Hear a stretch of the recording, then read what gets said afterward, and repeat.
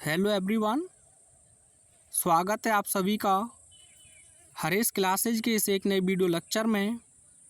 इस video lecture में मैं आप लोगों को UP board class 12th board exam 2025 की दृष्टि से एक most important English model question paper with solution आप लोगों को प्रोवाइड कराने जा रहा हूं। सभी चीज़ों को हम बहुत अच्छी तरीके से कवर करेंगे। तो क्वेश्चन पेपर का इंटरफेस कुछ इस प्रकार का आप लोगों को देखने को मिलेगा। समय आप जानते ही हैं, पूर्णांक आपको पता है, निर्देश एक बार आप अच्छे से पढ़ लें। तो साथियों, हम देखते हैं सबसे पहले सेक्शन ए, जो आपका रीडिंग बेस्ड होगा और यह टोटल आपका 15 अंक का रहेगा। तो साथियों, इसमें आपको निर्देश दिया है, read the following passage carefully. आ रहे पैसेज को सावधानी पूर्वक पढ़िए and answer the questions that follow, और नीचे दिए गए प्रश्नों के उत्तर दीजिए। आप चाहें तो पैसेज को अच्छे से पढ़ सकते हैं जिससे कि आपको अंडरस्टैंडिंग हो जाए, लेकिन जब भी आप अपना आंसर लिखें तो सबसे पहले क्वेश्चन को अच्छे से रीड करें और क्वेश्चन में से ही आपको आंसर बनाना आना चाहिए। तो प्रैक्टिस लगातार आप हमारे साथ करते रहेंगे तो आपको आंसर बनाना भी आ जाएगा। तो सबसे पहले आपका पहला क्वेश्चन है, how does the world measure man's life, यानी कि संसार मनुष्य के जीवन को कैसे मापता है। तो पहले हम इसी में से आंसर बनाएंगे। तो सबसे पहले WH वर्ड आप हटा देंगे, क्योंकि WH वर्ड हमेशा क्वेश्चन पूछने का कार्य करता है, तो आंसर में हम इसे नहीं लिखेंगे। अब डज की बात करें तो आप जानते हैं, या तो यह इंट्रोगेटिव सेंटेंस में यूज होता है इंडेफिनेट के में, या फिर बात करें तो नेगेटिव में यूज होता है। तो आंसर आप अफर्मेटिव में देने जा रहे हैं, इसीलिए आप डज को भी हटा देंगे। तो आप सब्जेक्ट आपके पास बचेगा द वर्ल्ड। अब डज हटेगा तो आप वर्ब में लगा देंगे एस, यानी कि the world measures man's life, यानी कि संसार मनुष्य के जीवन को मापता है। अब हाउ से क्वेश्चन पूछा है तो आप वाई से जोड़ देंगे। किससे जोड़ देंगे साथियों? वाई से। तो बताओ यहाँ तक कोई दिक्कत है? डू होता तो आप उसे भी हटा देते, V1 ही रहता हमारे पास में। डेड होता तो आप डेड को भी हटा देते और हम लिख देते क्या? Second form. अगर इनके अलावा कोई भी हेल्पिंग वर्ब आपको दी होती तो आप सब्जेक्ट के तुरंत बाद उसे क्या करते? लिख देते। क्लियर है यहाँ तक? अब आइए इसका आंसर हम देखते हैं। तो आप पहली लाइन ध्यान से देखेंगे तो लिखा है men's life is not measured. ये कह रहा है नहीं मापा जाना चाहिए मनुष्य के जीवन को। किसके द्वारा? By the number of days, यानी कि दिनों की संख्या के, मंथ्स महीनों की संख्या के, एंड ईयर्स या फिर वर्षों की संख्या के, दैट ही हैज लिव्ड, जो वह जिया है। ये तो ना मापने की बात कर रहा है, बल्कि किसके द्वारा मापा जाए? बट बाय द डीड्स, लेकिन उन कार्यों के द्वारा मापा जाए। ही हैज डन, जिन कार्यों को वह कर चुका है। एंड वाई द अचीवमेंट्स, और उन उपलब्धियों के द्वारा मापा जाए। ही हैज मेड, जिन्हें वह प्राप्त कर चुका है। तो सबसे पहले आपने यहाँ तक क्या बनाया था? The world measures man's life by. अब बाय के बाद आप लिख देंगे द डीड्स, उन कार्यों के द्वारा। ही हैज डन, जिन्हें वह कर चुका है। एंड वाई द अचीवमेंट्स, और उन उपलब्धियों के द्वारा। ही हैज मेड, जिन्हें वह प्राप्त कर चुका है। तो यह हो जाएगा पहले क्वेश्चन का आंसर। बताइए कोई दिक्कत है तो? अब देखते हैं second question, which life is more valuable, कौन सा जीवन अधिक बहुमूल्य है? अ शॉर्ट लाइफ, एक संक्षिप्त जीवन, और अ लॉन्ग लाइफ, या एक लॉन्ग जीवन। तो साथियों, इसमें अगर हम बात करें, पहले पढ़ेंगे तभी आंसर बनाएंगे। तो ये कह रहा है कि यानी कि जो संक्षिप्त जीवन है वह अधिक बहुमूल्य है किसकी अपेक्षा? एक लंबे जीवन की। तो आप पहले क्वेश्चन से ही बनाएंगे। तो यहाँ जो बिच पूछा है, बिच की जगह पर ही आप लिखेंगे आंसर। तो यहाँ आ जाएगा आपका शॉर्ट लाइफ। तो आप लिखेंगे अ शॉर्ट, आगे लिख दें लाइफ इज मोर वैल्यूएबल, यानी कि संक्षिप्त जीवन अधिक बहुमूल्य है। अब आप रीज़न इसका दे सकते हैं, तो आप जोड़ देंगे बिकॉज। किससे जोड़ देंगे? बिकॉज से। यहाँ तक कोई दिक्कत है? सबसे पहले आपने लिखा बिच की जगह पर अ शॉर्ट, आगे आपने लिख दिया क्वेश्चन से ही लाइफ इज मोर वैल्यूएबल, संक्षिप्त जीवन अधिक बहुमूल्य है। बिकॉज, क्योंकि। अब इसका हम रीज़न बताएंगे। रीज़न है अ शॉर्ट लाइफ, यानी कि संक्षिप्त जीवन डिवोटेड, समर्पित होता है टू नोबल एंड्योर्स, यानी कि श्रेष्ठ प्रयासों को। और इसीलिए आप आगे लिखेंगे सो, इसीलिए इट इज, यानी कि यह फार मोर वैल्यूएबल, अधिक बहुमूल्य है, देन अ लॉन्ग लाइफ, यानी कि एक लंबे जीवन की अपेक्षा। तो ये हो जाएगा आपका सेकंड क्वेश्चन का आंसर। ठीक है, आगे देखो। अगला क्वेश्चन है what should one prefer to do in life, यानी कि हर किसी को जीवन में क्या करना चाहिए। तो इसमें आप व्हाट आप हटा देंगे, सबसे पहले सब्जेक्ट लिखेंगे तो वन, यहाँ आपको मॉडल्स दी है तो आप हेल्पिंग वर्ब के रूप में लिख देंगे शुड, वन शुड। आगे आप लिखेंगे प्रेफर टू डू, क्या करना चाहिए। तो one should prefer to do, क्या करना चाहिए। तो आइए इसका आंसर हम देखते हैं। तो ये करना चाहिए आपको टू नोबल एंड्योर्स, क्या करना चाहिए, श्रेष्ठ प्रयास करने चाहिए। और रीजन और बताना चाहें तो आप लिख सकते हैं एंड, और यहाँ आप लिख देंगे एंड के बाद में get the quality of experience, और जो क्वालिटी ऑफ एक्सपीरियंस है उसे प्राप्त करना चाहिए। तो ये हो जाएगा आपका तीसरे क्वेश्चन का आंसर। आगे कह रहा है what things make a character glorious, यानी कि कौन कौन सी वस्तुएं चरित्र को शानदार बनाती हैं। तो आइए इसमें हम व्हाट की जगह पर ही आंसर लिखेंगे। तो देखिए ये लिखा है नोबल डीड्स, यानी कि श्रेष्ठ कार्य, स्प्लेंडेड आइडियाज, और जो सौंदर्यपूर्ण विचार हैं, एंड फाइन सेंटिमेंट्स, और जो अच्छी भावनाएं हैं। आप चाहें तो कॉन्स्टिट्यूट लिख सकते हैं, नहीं तो आप क्वेश्चन में से ही लिख देंगे क्या, मेक कैरेक्टर ग्लोरियस। तो ये आपका हो जाएगा आंसर। तो व्हाट की जगह पर हमें क्या लिख देना है, बस केवल क्या लिख देंगे, noble deeds, splendid ideas and fine sentiments, ये लिख देंगे। अगर आपको वैसे ना मिले तो आप ये यहाँ तक लिख देंगे, ये आपका आंसर हो जाएगा। कॉन्स्टिट्यूट माने भी निर्मित करना होता है या बनाना होता है। आइए उसके बाद आपसे कह रहा है which word in the passage means importance, यहाँ मीन्स का मतलब है सिनोनिम्स, यानी कि आपको पर्यायवाची बताना है किसका, इम्पोर्टेंस का। तो इम्पोर्टेंस माने महत्व होता है, ये आप जानते होंगे। तो यहाँ लिखा हुआ है ये सिग्निफिकेंस, तो ये हो जाएगा आपका इसका सिनोनिम्स। क्या हो जाएगा साथियों, ये सिनोनिम्स हो जाएगा आपका सिग्निफिकेंस। ठीक है, उसके बाद आपसे क्या कह रहा है what is meant by noble endures, यानी कि श्रेष्ठ प्रयासों का मतलब क्या है। तो आप लिख देंगे, यहीं से बनाइए, नोबल एंड्योर्स मीन्स, ठीक है, मीन्स क्या है, गुड एफर्ट्स। ये अपनी तरफ से लिखना होगा आपको, ये नहीं दिया इसमें, गुड एफर्ट्स। तो एक आध क्वेश्चन आएगा जो आपको फंसाएगा, वही एक नंबर का क्वेश्चन होगा ज़्यादातर। तो नोबल एंड्योर्स मीन्स नहीं, मीन रहेगा क्योंकि ये प्लूरल हो गया। Noble endures mean good efforts. ठीक है, उसके बाद आपसे कह रहा है what is difference between indeed and indeed. तो आप लिख सकते हैं इसके लिए, इंडीड और इंडीड के लिए, तो आप लिख लीजिए, मैं बोल दे रहा हूँ। इंडीड इज एन एडवर्ब, यानी कि जो इंडीड है यह एक एडवर्ब है, एंड इट्स मीन, और इसका जो मतलब है इट्स मीन, इसका जो मतलब है वह है रियलिटी। क्या है, रियलिटी। तो आप लिखेंगे Indeed is an adverb and it's mean is reality, while deed is a noun, while deed is a noun. ठीक है, and it's mean is work, और इसका मतलब क्या है, कार्य है। अगर आप संक्षिप्त में लिखना चाहें तो बस ये लिख सकते हैं, इंडीड का मतलब क्या है, रियलिटी, इतना लिख दो। ठीक है, शॉर्ट में। और डीड माने आप लिख देंगे केवल वर्क। क्या लिख देंगे, वर्क। अगर वर्क नहीं लिखना चाहें तो आप किसका प्रयोग कर सकते हैं, वर्क नहीं लिखना चाहें तो आप लिख सकते हैं एक्शन। क्या लिख सकते हैं, एक्शन। तो आसानी से आप किसी भी पैसेज को इस प्रकार से सॉल्व कर सकते हैं। आइए देखते हैं सेक्शन भी, और इसमें भी सेक्शन भी आपका राइटिंग बेस्ड होगा, और यह 20 नंबर का आपको देकर जाएगा। ठीक है, तो इनकी भी तैयारी आपकी होनी चाहिए, जिसमें आपसे कह रहा है right an article on any one of the following topics in about 100 या फिर 150 वर्ड्स। तो आपको किसी एक टॉपिक पर आर्टिकल लिखना है।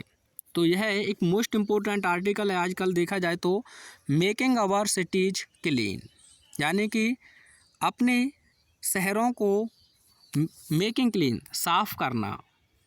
और दूसरा है इम्पोर्टेंस ऑफ गुड हेल्थ, यानी कि जो अच्छा हेल्थ है उसका महत्व। और इसमें एक मोस्ट इम्पोर्टेंट आर्टिकल और है, योर प्लान्स फॉर फ्यूचर, ठीक है, यानी कि आपके फ्यूचर के लिए प्लान। तो आइए तीनों के मैं आपको आंसर शो कर देता हूँ। तो आप जो मेकिंग आवर सिटीज क्लीन दिया है उसके लिए ये आप लिखेंगे, देखिए 2023 में भी इसे पूछा गया था। आसानी से आप इसे लिखेंगे, स्क्रीनशॉट ले सकते हैं केवल, क्योंकि मैं अगर इसे एक्सप्लेन करूँगा तो बहुत सारा टाइम आप लोगों का चला जाएगा। ये लीजिएगा इसका स्क्रीनशॉट। अच्छे से मैंने इसे एक्सप्लेन भी किया हुआ है, आप प्लेलिस्ट में जाएंगे तो आपको मिल जाएगा। ये इसका कंक्लूजन हो जाएगा। उसके बाद जो सेकंड आपसे पूछा है ये भी एक मोस्ट इम्पोर्टेंट है, कैसे भी पूछा गया है आपसे, हेल्थ इज वेल्थ, ठीक है, how to make a good health या how to live long a healthy life, 2022 में इसे ऐसे भी पूछा था। तो स्क्रीनशॉट इसका भी ले लीजिएगा आप। बहुत आसान है और बिल्कुल इजी लैंग्वेज में ये लिखा हुआ है। ये थोड़ा सा मैंने क्वेश्चन बैंक से इसे ऐड और किया है एक लाइन के रूप में। तो ये बस केवल ये लिखना है आपको यहाँ से, तो ठीक है। आई होप आपने इसका स्क्रीनशॉट ले लिया होगा। उसके बाद जो अंतिम है ये देखिए, ढेर सारा पूछा गया है आप लोगों से, यहाँ बस थोड़ा सा आपको करेक्शन करना है। इसमें कहीं गुड की स्पेलिंग गलत है तो उसे आप गुड कर लीजिएगा, ठीक है। ये देखो ये गुफ लिखा हुआ है, गुड लिख लेना आप। और यहाँ संबंध के संग एस लग जाएगा, वॉन्ट्स हो जाएगा दोनों जगह पर, ठीक है, यहाँ भी दिया है। तो ये दो मीनिंग गलत हैं तो इन्हें थोड़ा सा सही कर लीजिए, मिस प्रिंट हो ही जाती हैं। और आप चाहें तो इसका एक स्क्रीनशॉट ले सकते हैं। आइए उसके बाद देखते हैं इसमें जो थर्ड क्वेश्चन है।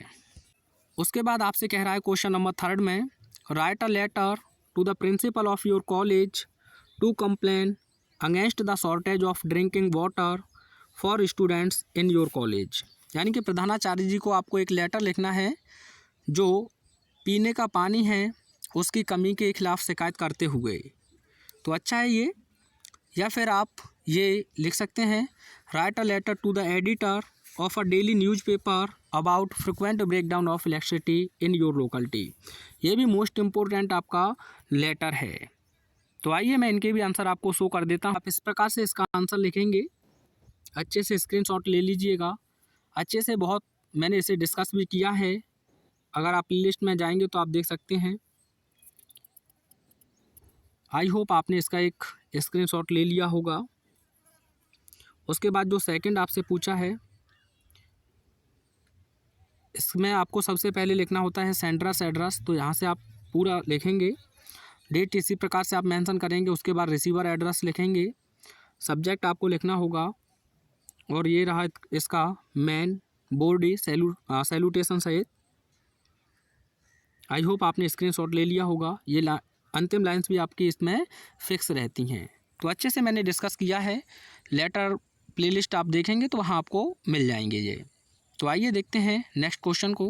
इसके बाद आपका सेक्शन सी प्रारंभ होता है जो ग्रामर में है। क्वेश्चन नंबर 4 के अंतर्गत आपसे कह रहा है, choose the correct option to answer the following questions, यानी कि जो फॉलोइंग क्वेश्चंस हैं उनके आंसर के रूप में सही विकल्प का चुनाव कीजिए। तो इसमें आपका पहला क्वेश्चन आपको 1 वर्ड से देखने को मिलेगा। क्वेश्चन है, government run by the representatives of the people is called, यानी कि लोगों के प्रतिनिधियों के द्वारा चलाई जाने वाली सरकार कहलाती है।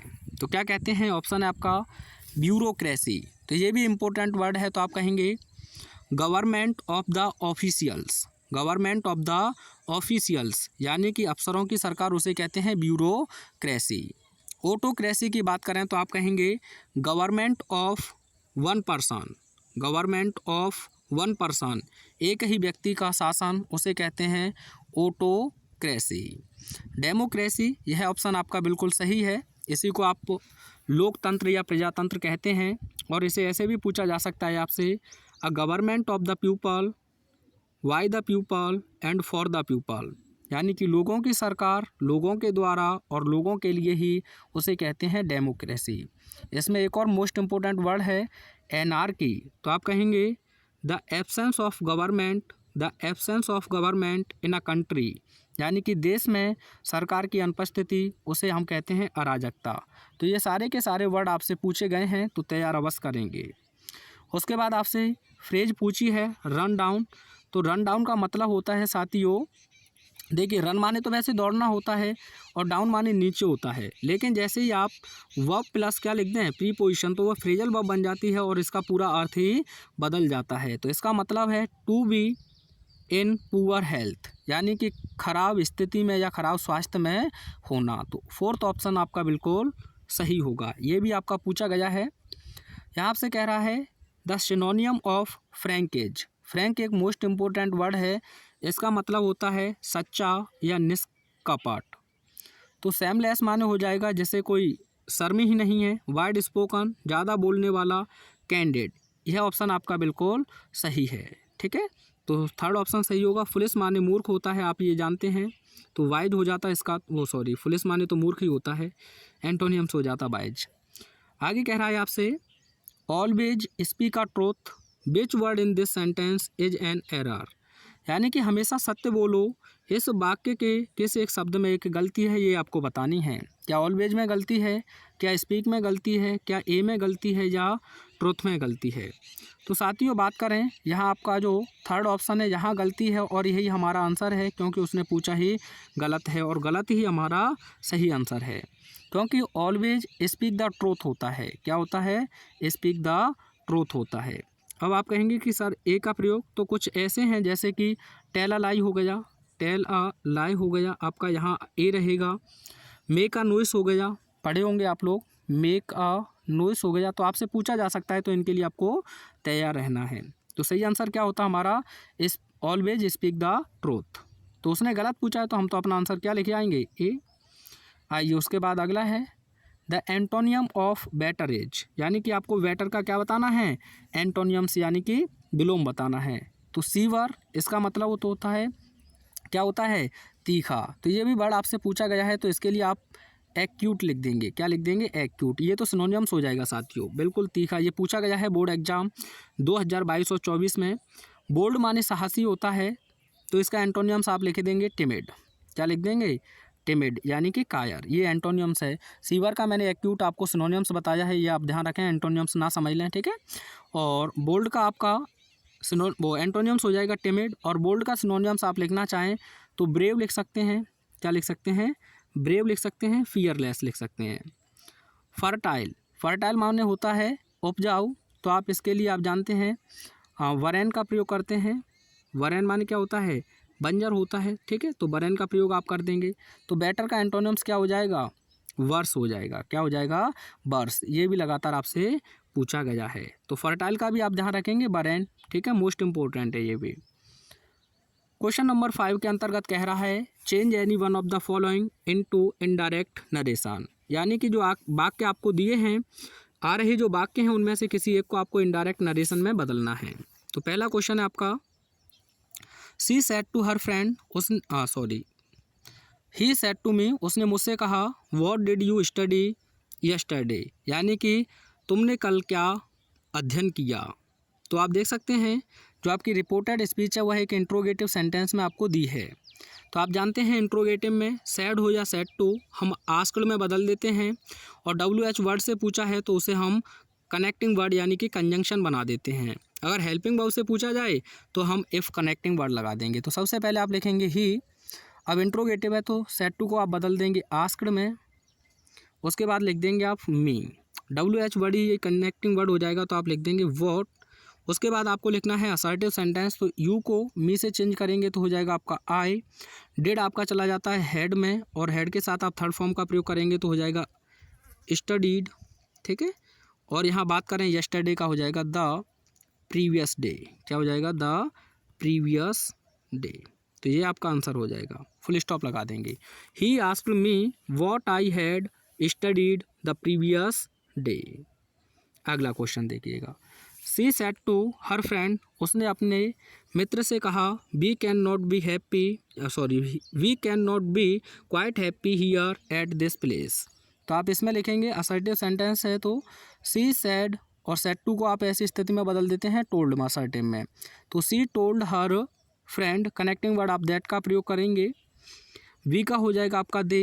अब आप कहेंगे सर दे क्यों होगा, क्योंकि सी थर्ड पर्सन सिंगुलर है और वी फर्स्ट पर्सन प्लूरल है।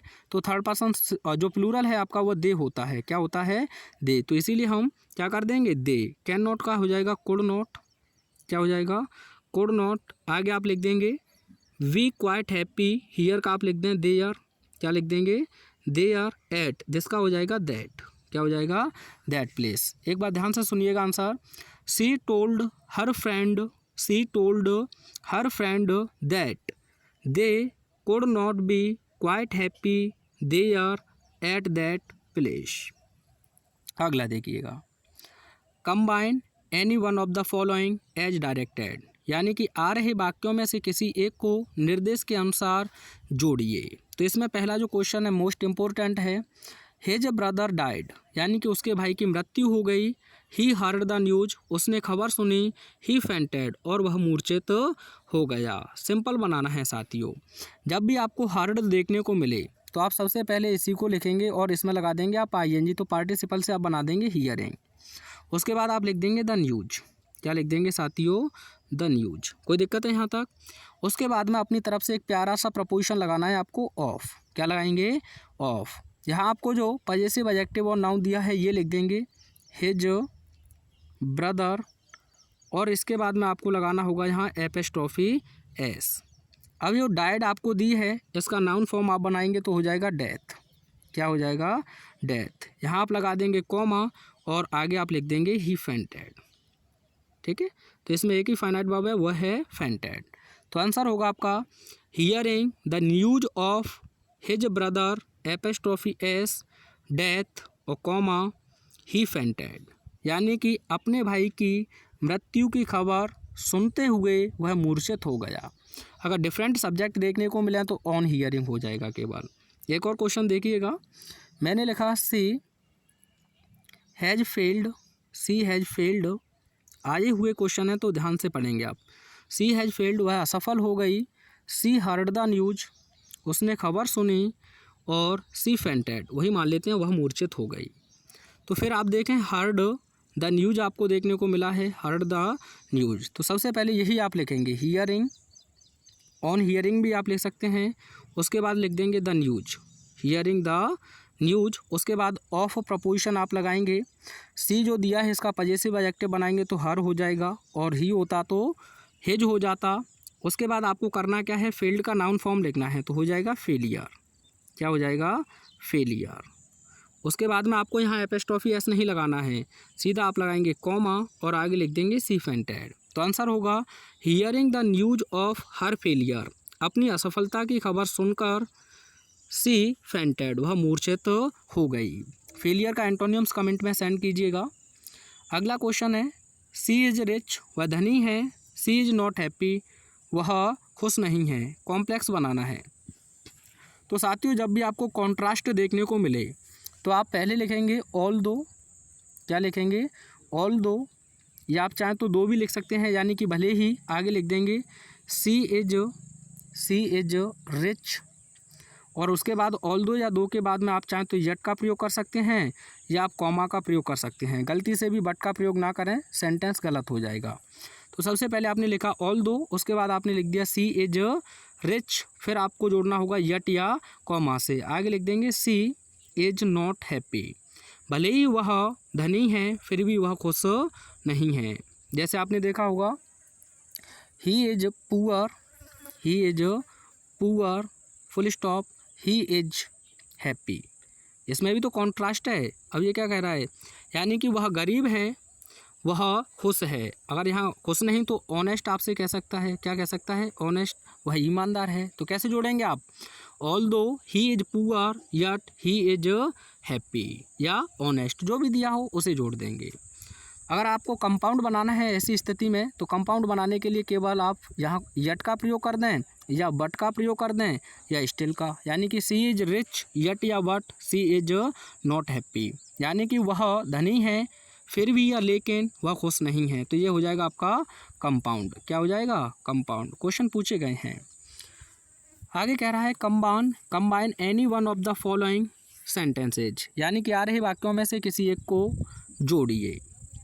तो इसमें कह रहा है वैसे कंबाइन नहीं, ट्रांसफॉर्मेशन होना चाहिए, ट्रांसफॉर्म रहेगा, यहाँ गलत मिसप्रिंट हो गया हमसे, ट्रांसफॉर्म रहेगा साथियों, ठीक।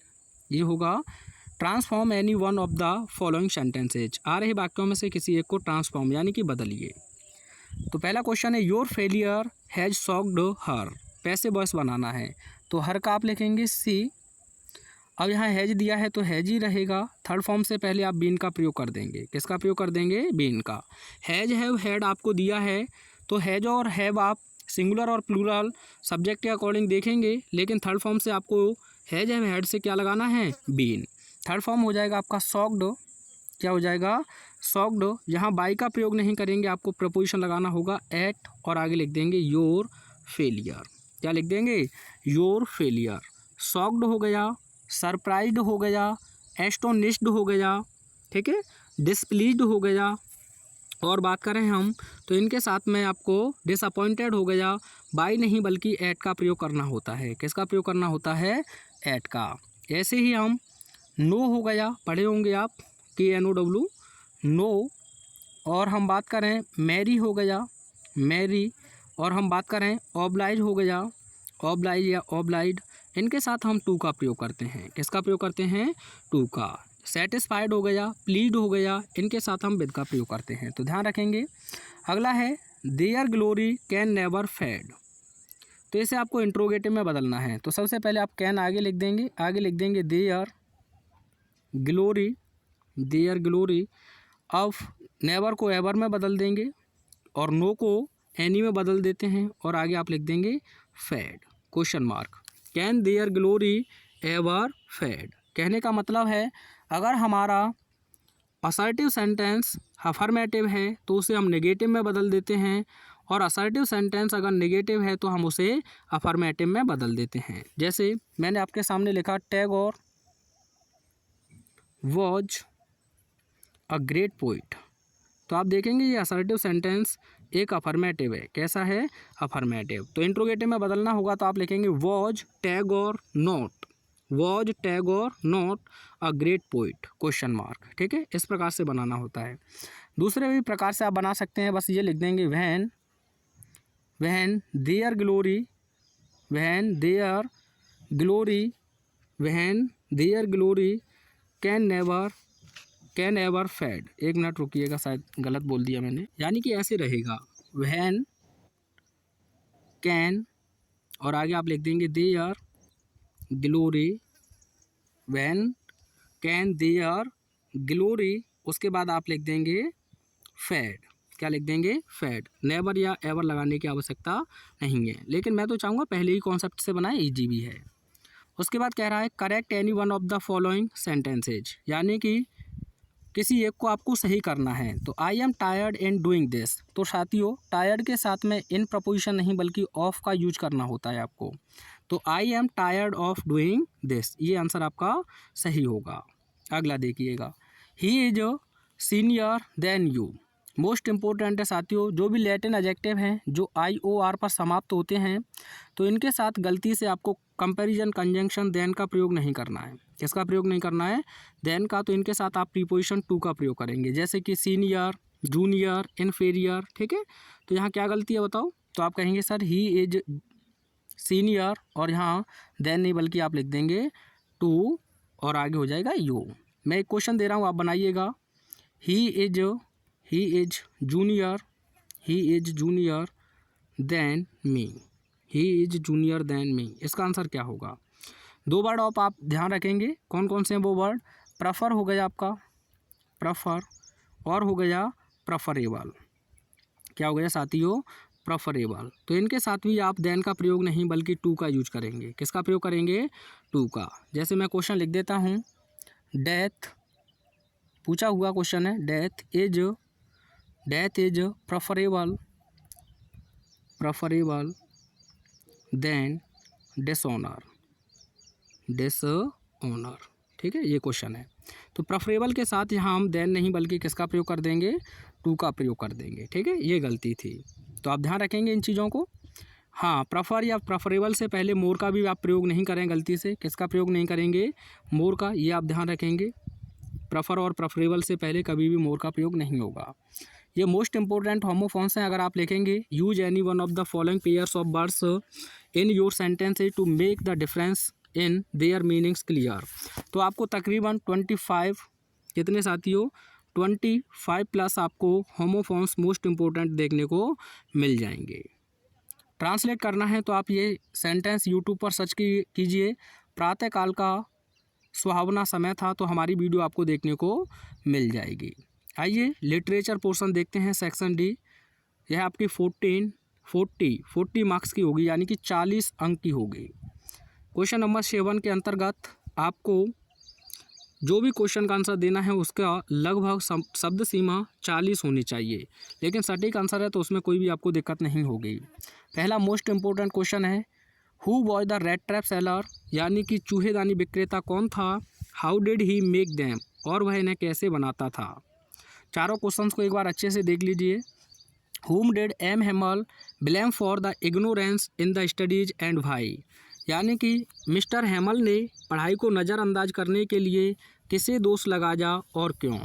और अगला मोस्ट इंपॉर्टेंट क्वेश्चन है, what was the meaning of the garbage for children, बच्चों के लिए कूड़े करकट के ढेर का क्या अर्थ था। What did they find in it, और वे इसमें क्या पाते थे। अगला क्वेश्चन है, why did M Hamel declare that the lesson which he was going to teach on that fateful day was to be the last lesson, यानी कि एम हैमल ने उस अध्याय के दौरान क्यों डिक्लेयर किया कि जिस अध्याय को वह पढ़ाने जा रहे हैं उस महत्वपूर्ण दिवस को वह उनका अंतिम अध्याय होगा। तो आइए इनके आंसर मैं आपको शो कर देता हूँ। तो आप चाहें तो इसका एक स्क्रीनशॉट ले सकते हैं, आसानी से आप इसे लर्न कर लेंगे, हिंदी भी है नीचे। ठीक है, आइए उसके बाद में जो सेकंड क्वेश्चन था आपका, इसे ऐसे भी पूछा है, whom did M. Hamel blame for not paying proper attention to the study of French, तो इसका आंसर हो जाएगा आपका ये, हिंदी इंग्लिश दोनों में आप इसका स्क्रीनशॉट ले सकते हैं। आई होप आपने स्क्रीनशॉट ले लिया होगा।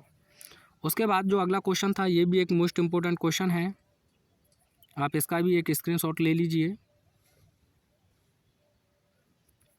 और जो अगला क्वेश्चन था ये आप इसका स्क्रीनशॉट ले लीजिए। ठीक है, उसके बाद आपसे यहाँ किसी एक लॉन्ग क्वेश्चन का आंसर लिखने के लिए कहा है, 7 अंक के लिए रहेगा ये आपका। तो इसमें आपका पहला ही मोस्ट इम्पोर्टेंट लॉन्ग क्वेश्चन है, how did Gandhi ji reach Champaran and how did he solve the problems of farmers. और दूसरा लॉन्ग है, मोस्ट इम्पोर्टेंट, स्टार लगा लीजिएगा इस पर। तो what did Douglas decide to overcome his fear of water. ठीक है, तो आइए दोनों के आंसर मैं आपको शो कर देता हूँ। तो ये तो आप इसका स्क्रीनशॉट ले सकते हैं, आई होप आपने इसका स्क्रीनशॉट ले लिया होगा। और ये देख सकते हैं, देखो मोस्ट इम्पोर्टेंट करके मैंने आपको इसे प्रोवाइड किया था। 2024 के लगभग 4 सेट में इसे पूछा भी गया है। बहुत आसान है और आसान तरीके से आप इसे लर्न कर सकते हैं। आई होप आपने इसका इतने का पहले स्क्रीनशॉट लीजिए। ठीक है, अब ये अंतिम यहाँ ले लीजिएगा इसका स्क्रीनशॉट। आइए उसके बाद देखते हैं नेक्स्ट क्वेश्चन को। क्वेश्चन नंबर 9 आपका पोइट्री से है। आपको इस एक्सट्रैक्ट को अच्छे से पढ़ना है और उसके आधार पर आंसर देने हैं। तो मोस्ट इम्पोर्टेंट स्टैंजा ये आपका, और ये क्वेश्चंस आप देखिएगा एक बार अच्छे से। उसके बाद जो सेंट्रल आइडिया हैं तीनों मोस्ट इम्पोर्टेंट हैं। आइए मैं इनके स्क्रीनशॉट लेने का आपको, तो ये रहा जो पहला क्वेश्चन था आपका, देख सकते हैं। इससे पहले EG और ZZ में इसे पूछा है, 2024 में भी आया है। तो पहले क्वेश्चन का आंसर ये हो जाएगा आपका। उसके बाद जो अगला क्वेश्चन था आपका, इसका आंसर ये हो जाएगा।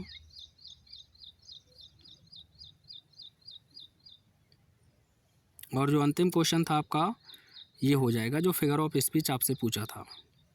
ठीक है, आइएगा उसके बाद ये मोस्ट इम्पोर्टेंट सेंट्रल आइडिया आप देख सकते हैं, बहुत आसान शब्दों में है, माई मदर एट 66 का। आई होप आपने इसका स्क्रीनशॉट ले लिया होगा। उसके बाद आ थिंक ऑफ ब्यूटी का सेंट्रल आइडिया है ये। आई होप आपने इसका भी एक स्क्रीनशॉट ले लिया होगा। और उसके बाद जो आपसे सप्लीमेंट्री पूछा उसे देखते हैं।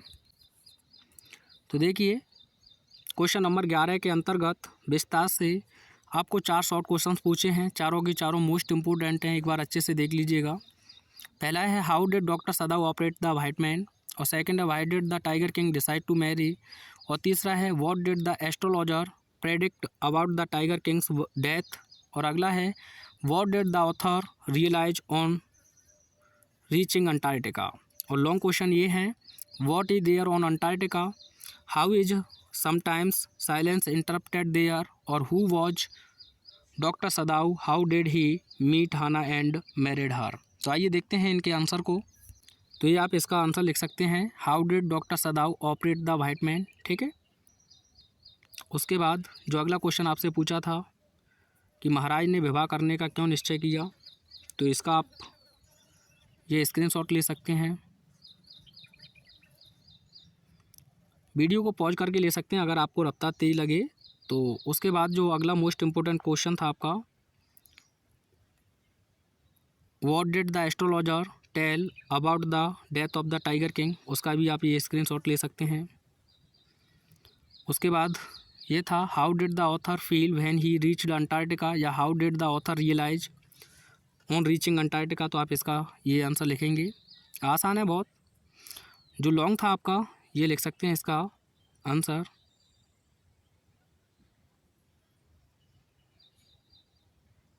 आई होप आपने इसका स्क्रीनशॉट ले लिया होगा। उसके बाद जो अंतिम क्वेश्चन था इसका भी आप एक स्क्रीनशॉट ले लीजिएगा। वीडियो कैसा लगा कमेंट के माध्यम से अवश्य बताएं।